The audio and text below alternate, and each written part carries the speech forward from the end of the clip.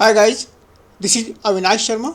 और इस वीडियो में हम चेक करेंगे डेटा फ्रेम के अंदर जो हमारे वैल्यू होती है रो एंड कॉलम्स के अंदर, उन वैल्यू को हम कैसे मैनिपुलेट कर सकते हैं, उन वैल्यू को हम कैसे सर्च कर सकते हैं, अगर कोई वैल्यू हमारी मिसिंग है उसको हम कैसे रिप्लेस कर सकते हैं, और किस तरह से हम जो डेटा फ्रेम है उसके हेडर को फाइंड कर सकते हैं। और सबसे पहले चेक करेंगे ऐड फंक्शन। ऐड फंक्शन से हम डेटा फ्रेम के अंदर जो वैल्यू हमारी रो एंड कॉलम में, उसमें हम पर्टिकुलर पोजीशन पर एक वैल्यू को फाइंड कर सकते हैं, यानी वैल्यू को एक्सेस कर सकते हैं। तो जैसे कि आप देख सकते हैं डेटा के अंदर आपका नेम और एज, यहाँ दो कॉलम है नेम और एज। और ऐड फंक्शन का जो सिंटैक्स होता है उसमें हमारे सबसे पहले हम यहाँ पर पोजीशन देते हैं।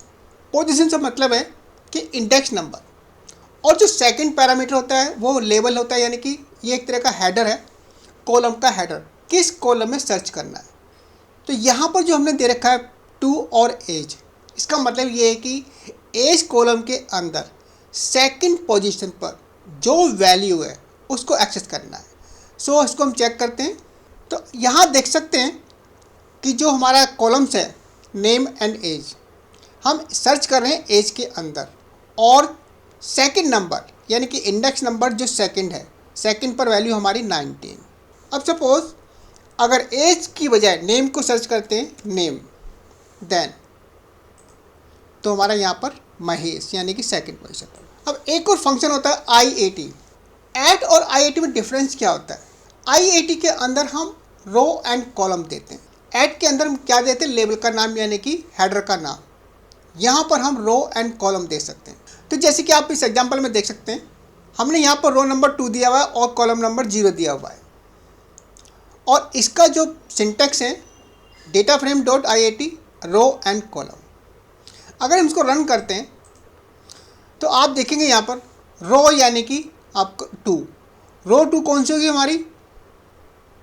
0 1 2 यानी कि महेश से 19, और सर्च हम किसी को कर रहे हैं? कॉलम को 0 को, यानी कि इसको महेश को।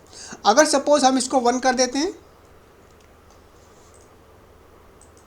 तो हमारा 19 आ गया, यानी कि जो कॉलम का इंडेक्स नंबर होता है 0 1, और इसी तरह से हमारा रो का होता है 0 1। तो रो एंड कॉलम से भी हम डेटा फ्रेम में वैल्यू को सर्च कर सकते हैं। एक और फंक्शन होता है get, data frame dot get. Get के थ्रू हम पूरे कॉलम को डिस्प्ले करा सकते हैं, यानी कि जो कॉलम में जो भी वैल्यू है एक पर्टिकुलर कॉलम को हम उसको एक्सेस कर सकते हैं। तो यहाँ पर हमने गेट के अंदर पैरामीटर पास किया हुआ है नेम ऑफ कॉलम यानी कि लेबल। अब इसको हम सर्च करते हैं, इसको रन करते हैं, तो आप देख सकते हैं यहाँ पर नेम को इसने एक्सेस किया। अगर सपोज, लेकिन यहाँ पर एक बात बहुत इंपॉर्टेंट है, जो भी डेटा आता है हमारा वो ऑब्जेक्ट फॉर्म में होता है, इसलिए आप देख सकते हैं यहाँ पर जो डेटा टाइप हमारा ऑब्जेक्ट है, यानी कि ये जो डेटा है ये कॉलम में एक्चुअली ऑब्जेक्ट फॉर्म में है। अब सपोज अगर नेम की बजाय हम एज को सर्च करते हैं तो देन एज सर्च करेंगे। एक और फंक्शन होता है कीज़। कीज मेथड क्या करता है? जो हमारा डेटा फ्रेम होता है, क्योंकि डेटा फ्रेम का जो फॉर्मेट होता है वो रो एंड कॉलम से, यानी कि टेबल का फॉर्मेट होता है। अब जो टेबल में जो हेडर्स होते हैं, यानी कॉलम के जो हेडर्स होते हैं, उनको अगर उनकी लिस्ट को हमें डिस्प्ले करना है तो हम कीज़ को इसको यूज़ कर सकते हैं। जैसे कि आप देखते हैं यहाँ पर डेटा फ्रेम और DF डॉट कीज़। सो इसको रन करते हैं तो आप देखते हैं यहाँ पर name and age, object type, data type object, यानी कि जो आपका वैल्यू रिटर्न होकर आया वो आपका ऑब्जेक्ट फॉर्म में आया है। अब सपोज एक CSV फाइल है, उसके डेटा को आपको रीड करना है, लेकिन उसमें कुछ वैल्यू मिसिंग है, और वो वैल्यू मिसिंग वैल्यू को आपको ड्रॉप करना है, यानी कि स्किप करना है। तो उसके लिए हम फंक्शन यूज़ कर सकते हैं ड्रॉप NA। एक फ़ाइल है, ये हमारी फ़ाइल है जिसमें आपका name, ID, age, mobile number, salary, city. आप यहाँ देख सकते हैं यहाँ पर अभी कोई वैल्यू मिसिंग नहीं है। अगर मैं इसको रन करता हूँ तो यहाँ पर सारा डेटा शो करता है। सपोज़ मैं यहाँ से कोई वैल्यू को डिलीट कर देता हूँ, जैसे कि अमूल को।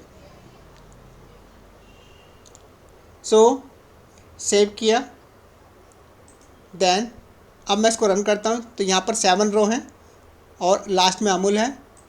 अब चेक करते हैं इसको, तो यहाँ पर 6 रह गया। यानी कि टेबल में CSV फाइल में कहीं भी अगर कोई भी वैल्यू मिसिंग होगी तो उस रो को ये स्किप कर देगा। और नेक्स्ट हमारा जो मिसिंग वैल्यू है, सपोज उसको आपको स्किप नहीं करना है, अब आप चाहते हैं उसकी जगह कोई नई वैल्यू रिप्लेस करना चाहते हैं, तो आपको क्या करना है, यहाँ पर ये बात इंपॉर्टेंट है कि वो वैल्यू टेबल में किसी भी रो में, किसी भी कॉलम पर, किसी भी पोजीशन पर अगर मिसिंग है तो उसको ये रिप्लेस कर देगा। तो जैसे कि सपोज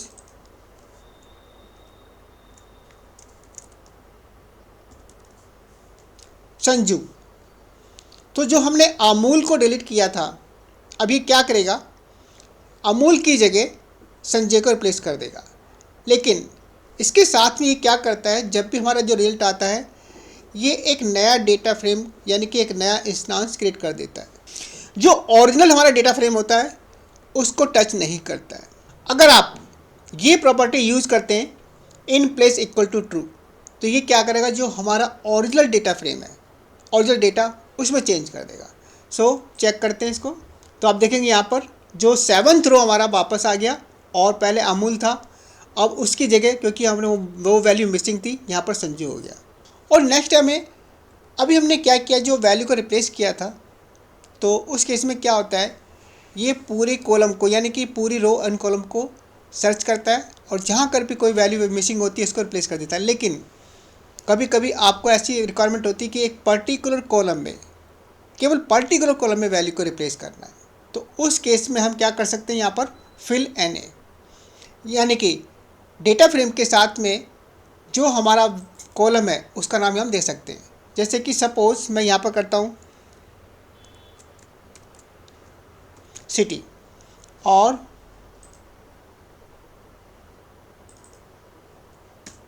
नोएडा या इसको दिल्ली, तो दो जगह मैंने वैल्यू को यहाँ से स्किप कर दिया यानी कि रिमूव कर दिया। इसको सेव करते हैं